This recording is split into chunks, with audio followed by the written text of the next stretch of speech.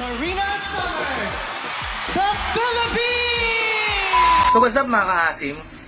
So katapos lang ng Miss Universe Philippines, then hindi ako magko-comment sa mga candidates, nagko-comment lang ako regarding soon sa introduction nila.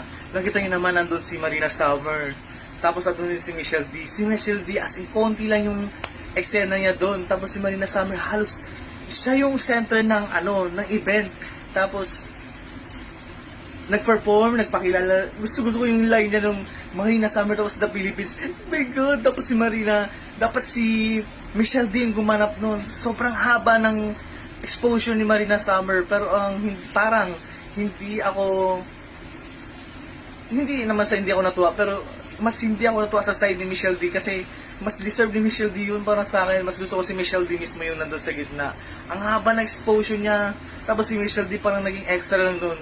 So yun lang naman, comment ko lang naman yun mga asin. So walang personalan. So yun lang. So yun lang naman para sa akin. So kayo mga kaasim, anong tingin niyo dun sa performance ng introduction ng The Miss Universe Philippines ngayong taon? Comment nyo dito kung ano yung masasabi nyo.